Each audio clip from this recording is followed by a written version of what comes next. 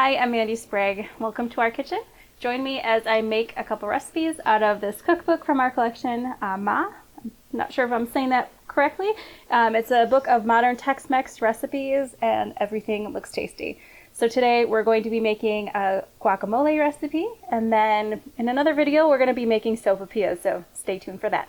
Let's get started. Alright, so we are going to need half of a clove of garlic, and we're going to be grating that with a microplane. So let me just cut the ends off here and get this skinned. All right.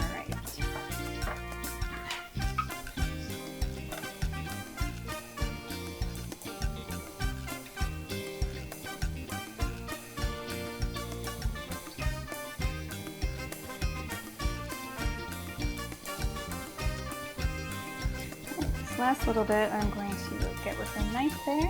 I don't want to grate my fingers into that. If you know me now, you know that I would probably do that. So I'm going to be a little safer here and do that. I like garlic anyway, so if I get a little bigger piece, it won't bother me. All right, so we have our half clove that's grated in there.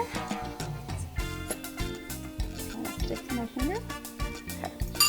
All right, and then this recipe calls for celery. So I've never seen celery in a recipe. I mean, granted, I'm not making like lots of different types of guacamoles all the time, but I thought that was kind of a neat change that I hadn't seen before.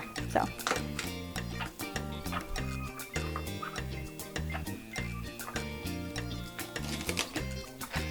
Okay, and this we're going to be grating in a box grater. So I am just going to stick this right in my bowl here. I think we're going to be using the smaller side.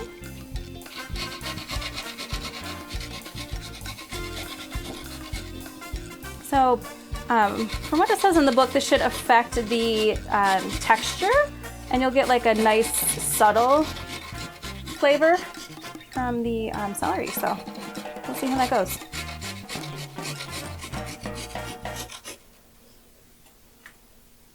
All right, we're going to scoop the rest that's still inside out of here.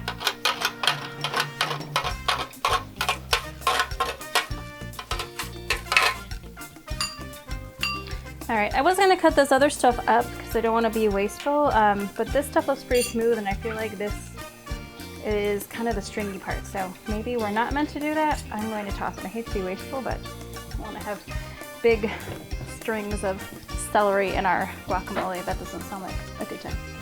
All right, so now that we have that done, we need half a bunch of cilantro.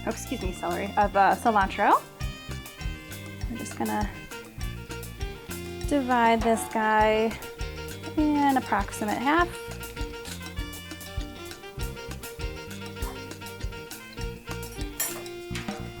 I kind of like to gather mine a little bit so that I don't have to go back and go over it multiple times, because then you bruise the cilantro, which I love cilantro.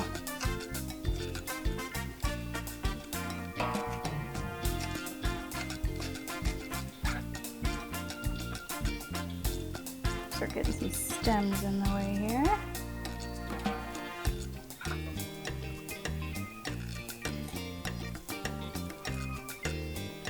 Okay, and then we are going to be using a quarter of a red onion.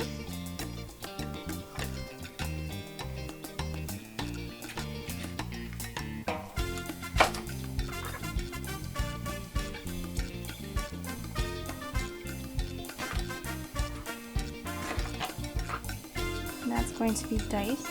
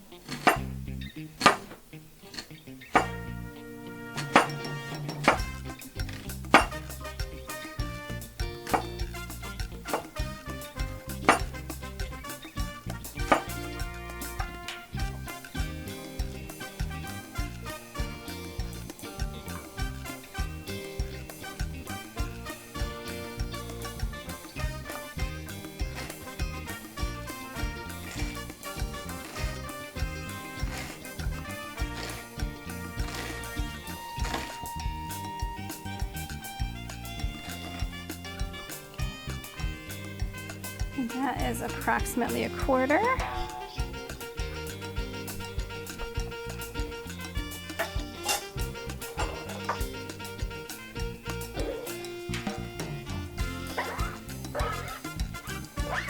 Some leftover cilantro hanging out on that board. All right. So we will also be needing 4 avocados and then a serrano, which we're going to seed because we don't want it that hot, and we don't like things too spicy in our household, so I might actually use half of that and see how we like it and then add more if it's not enough kick for us. But I'm going to cut that last since it's the spiciest thing. All right, so let's cut into our avocados here.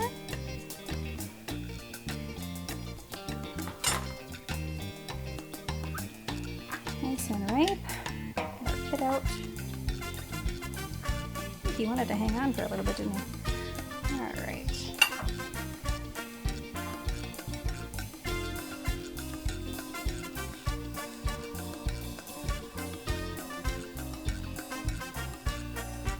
I know some people slice the avocado while it's still got its skin on and then scoop out once it has already been diced. I find when I do that, I tend to cut through the skin and then it gets a little messy, so I do it this way. You do you. Whatever way works for you is just fine. Make sure you get that skin off.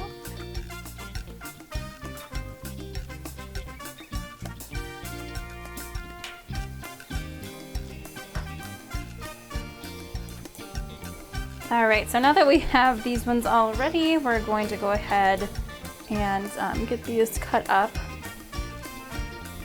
I'll try a slightly chunkier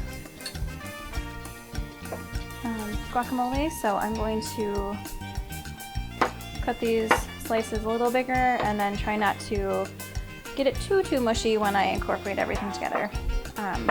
My last avocado was not as ripe as the other one, so took a little longer to get that outside off, but it should be ripe enough for the guac.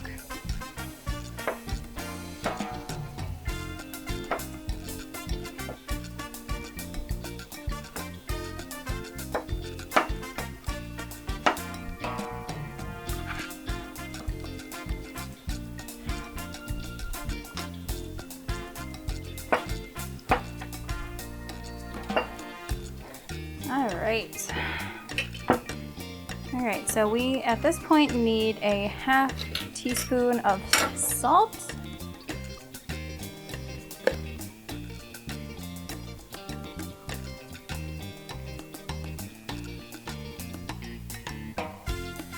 And add more for taste if we need to after we mix. And the juice of 1 lime.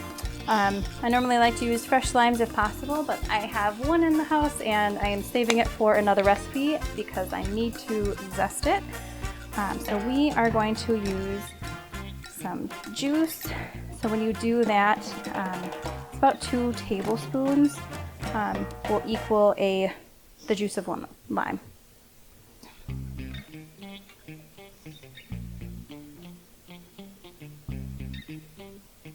One and 2.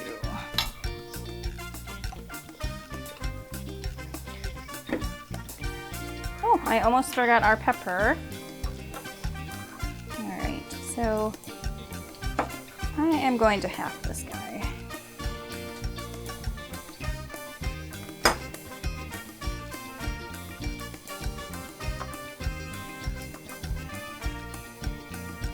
This probably goes without saying, but when you're dealing with hot peppers, you want to make sure that you don't touch your eyes or your face.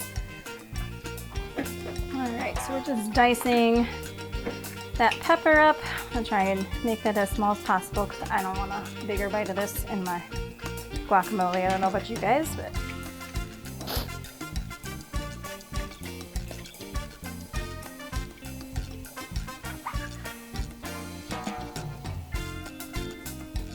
try and spread that out a little bit.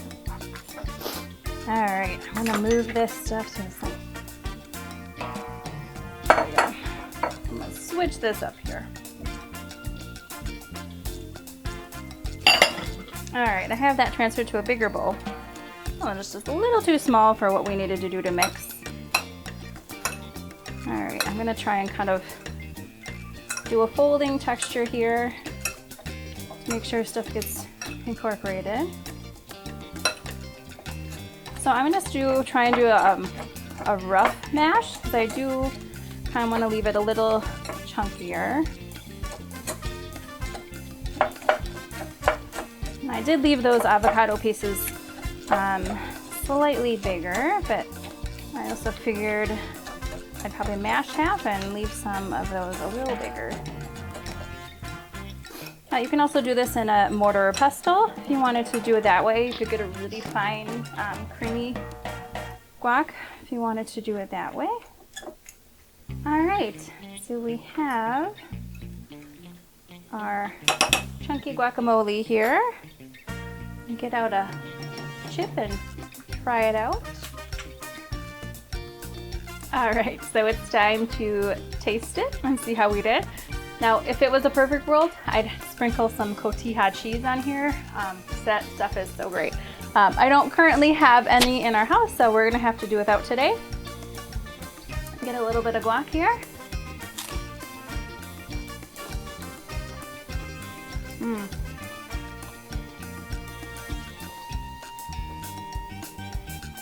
Avocados are not quite to the ripeness I want, but flavor is good.